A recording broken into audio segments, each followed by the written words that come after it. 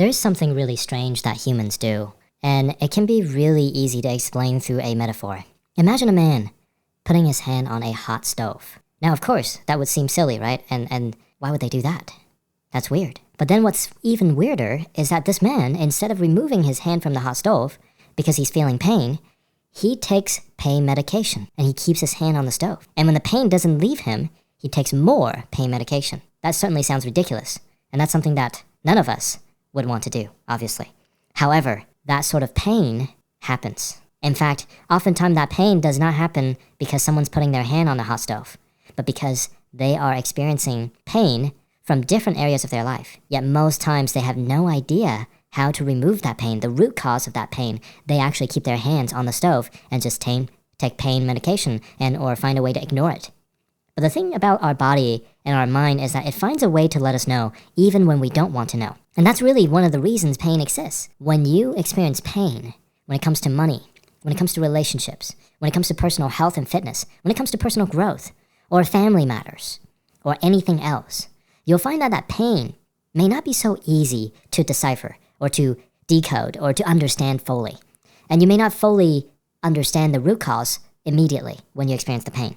But what I will say is, typically when you get to that point of experiencing pain, there was actually already a lot of hidden messages, a lot of lessons that the unconscious mind wants you to learn, or a lot of different signs that may have gone unconscious, meaning that you were not consciously aware of some of the signs along the way for you to learn from the pain, and then the pain occurred at the end to cause you to understand. Another really good metaphor, this will help you understand even further and deeper, is that imagine you're a captain of a ship, and your ship is mighty powerful, can take you anywhere, and your crew also, who are able to take you just about anywhere in the universe. Now, let's say one day the captain is utilizing the focus of the ship to take the ship, which is, the final destination, to a place that's not safe. Now, at first, before the ship arrives there, because the captain's steering, taking charge of where the final destination is, before you get close, your crew will likely give you a warning sign of some sorts. The crew will most likely say, "Hey, Captain, pay attention, let's change course, yeah, of course, and change destination." But the captain is so unaware, the captain is unaware that his or her focus is literally being inserted as the final destination. The captain's focus is on, oh, that's not what I want. And they focus on what they don't want, right? It's the don't think of a pink elephant story. And that story is powerful because it shows you that when you want to not think about something, you have to think about that thing first before you can negate it or replace it. Now, same thing you must understand when it comes to pain in those areas of our lives is that when you say you don't want certain things, but as you focus on it, it's like the captain making the coordinate, the destination, to be the thing that you don't want to go towards, yeah? And now, here, the crew gives the signal or the feedback to the captain and says, "Hey, please change course." And it's at first going to be some emotional, signals or mental signals. Maybe it's pictures, sound, but it definitely, at some point, it gets to a point where you cannot ignore it, right, emotionally. And then, finally, if you don't change course and you're like, "Oh man, I feel so bad. Maybe I don't deserve success. And what if this and that and this and that happens?" Right? At that very moment, what you'll find is the unconscious mind may find a way to create pain of some sort because it needs to have your attention. You need to change course. Like that man whose hand is on the stove. How do you remove pain? One of the fastest ways to remove pain is to actually find things and reasons on the positive end of what you want. Now, and I mean some very meaningful, powerful two-word motivations. You've got to consider in your mind, instead of thinking about all of the pain you have to suffer through to get what you want, you've got to think, what if you experienced so much pleasure along the way that you just love achieving what you want? Consider that for a moment, yeah? Now I'll give you a quick metaphor. I remember talking to an old friend, and he told me, my whole life, and this is not a uncommon story, it's quite common. My friend said, I watched my parents struggled through their relationships growing up, and they finally ended up in divorce. And I wonder how much pain am I willing to endure before I get a divorce? Now that's a terrible thought to have. It's like a lose-lose, right? It's gonna end up in divorce. How much pain am I willing to endure to prolong that? That was the thought process. Well, I had another friend that had a very similar thought process when it comes to money. Yeah? And this friend, she said, well, I don't know how much pain I'm willing to suffer and sacrifice family time and time to take care of myself, my health, and exercise. I don't know how much I can endure through this process of building a business. I really don't know if I can make it because, think about all the pain I have to go through. And, what if I don't have a relationship by the time I make so much money? Now, all of this is a double negation. It's a lose-lose mentality. Let me show you a replacement. And look, this is plain and simple. When you begin to think anything like what I just previously described in these two scenarios, you've got to now make a conscious decision because guess what? The conscious mind, the captain, is the one that gets to decide what it is that your coordinate is. The captain gets to change course. So think about it. I'm going to give you a replacement. This is a replacement of the old coordinate. My first friend, my reply was very simple. I said, hey, I bet you went through a lot.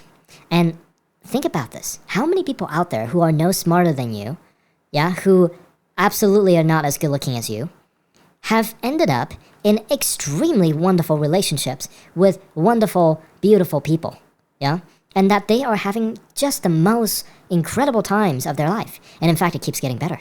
Now, what's interesting is they also experience a lot of pain growing up.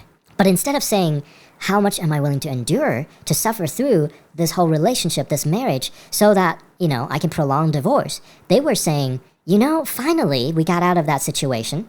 I'm so grateful that I can now have a relationship where I get to custom design whatever I want. And I get to design what I want to have happened, and I get to design every aspect of the relationship. And this is what I want. I want to have a happy, effortless, and completely joyful and pleasurable relationship all the time because we just love each other, and it's easy for us to find things that we enjoy about each other. And they began to shift their minds from where they what they observed and experienced through their upbringing, and they said to themselves, I've got a new chance. I've got a second chance, right? In a sense, right? Yeah, because witnessing their parents, that they experienced so much pain, they knew and they were so excited to go towards something they want. And they were just allowing their mindset to be, I am going to have what I want. Instead of saying, I don't want to suffer for, however long, to end up in a divorce, they were saying, how much pleasure can we get out of this relationship? Because it's going to end up the most wonderful relationship, the most elevated relationship. And they believe in their minds. They said this to me. They said, there is always a happy ending. And if it's not happy yet, it's not the end yet. So in their mind, they were always going to end up happy. And now they just get to choose how soon and how quickly and how frequently they get to experience joy, pleasure, gratitude, excitement, happiness of all sorts. Known as the change in direction and the coordinate. And that the behavior, their unconscious behavior, shift accordingly. Now, my second friend, as I was talking to her, I also brought up another example. I said, look, that is a very interesting way of looking at money. How much are you willing to sacrifice to make a lot of money? Well, I'm curious. How much pleasure are you willing to experience as you accumulate more and more wealth and becoming better at creating wealth? Really becoming better at keeping wealth as well as growing your wealth, right? So I'm curious. That last time you went to the restaurant that we all went to together with our friends, you were trying to save a few dollars. Yeah? But imagine when you just happen to make an extra $1,000 a day, let's say, would you be a little kinder or, less strict on what you're willing to spend on food? Because you really enjoy it, because you deserve to have what you want, right? Everybody deserves to have a little bit more of what they want, if not a lot more, right?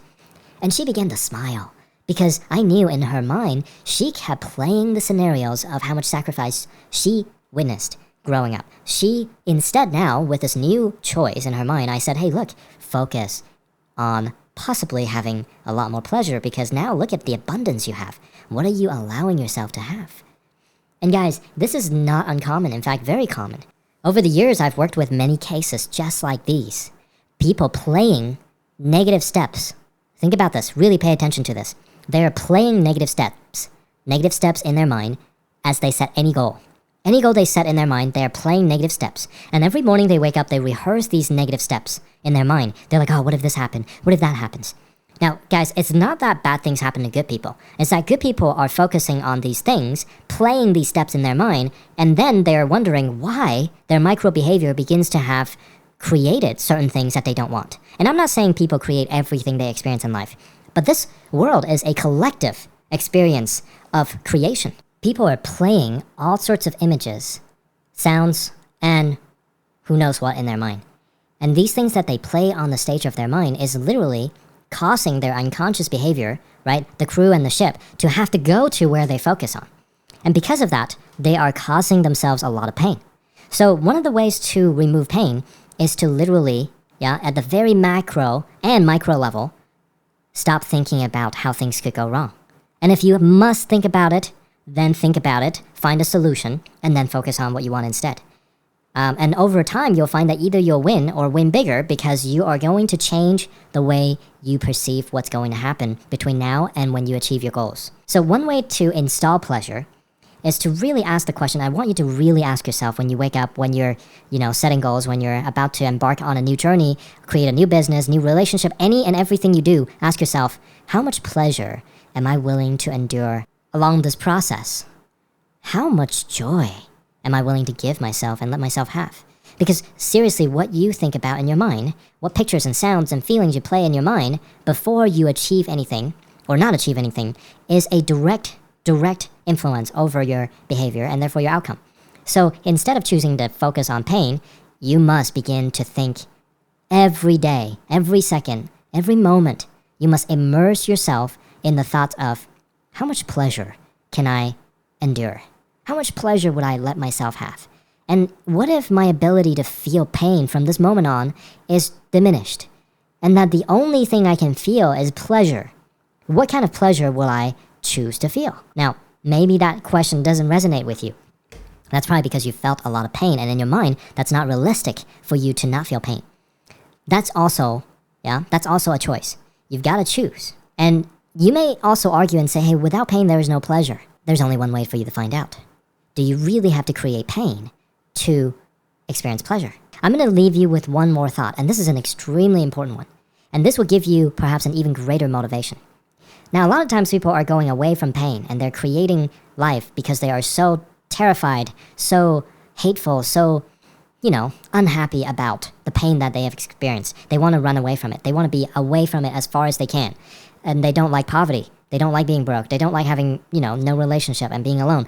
Or they don't like being unhealthy. All of those things will get someone so far enough away from the pain, and then they lose motivation. And then they would unconsciously find themselves in a painful situation again. They're like, oh man, I thought I've accomplished this. I thought I've done it before. I thought I can make it. What's going on? Well, the thing is, there isn't enough toward pleasure. There isn't enough toward motivation, right? For those out there, who are experiencing this right now, learning how to reprogram your mind, if you begin to have enough toward motivation, what you'll find is you are going to have unlimited drive and desire toward what you want. And there is no burnout. There is no, lack of motivation and speed. You'll find yourself constantly going toward what you want. That is so important. So begin today and ask yourself, how much pleasure am I willing to endure as I go and achieve everything I want? And really write down what you want. Experienced our upgrade training on focus, or as we call it, focus upgrade training. You will want to jump into that because we show you some steps and some ways to get you to focus on what you want. And that's the sole purpose of that entire training. It's just 3 weeks long, and you can do it at the same time as this training. And we're going to continue to add some content to that training and this training. So you'll find more and more resources to help you focus on what you want.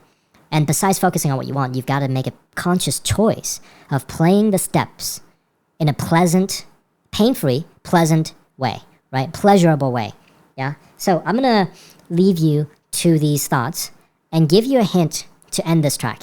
The hint is you want to think about how many wonderful experiences you're going to have in this life. And you want to plan your life and your goals around these pleasurable, wonderful experiences. You want to consider how many pleasurable experiences you're going to have with yourself, your family, your relationships, your business, and begin to plan your life around that. Because think about when you were a kid. How excited were you when you are thinking about that vacation, thinking about that trip to Disneyland, thinking about whatever it is that you're so excited about, and you can't stop thinking about it. You literally plan everything in your mind around it. You are so excited, and some of you even packed a year in advance because you're like, oh man, we're going to Disneyland next summer. So excited. You know what I'm talking about. Plan your life around pleasurable events and design these pleasurable events so your life is full of pleasure because you deserve to. And remember, how much pleasure will you allow yourself to enjoy and endure through this process? How much pleasure can you really endure?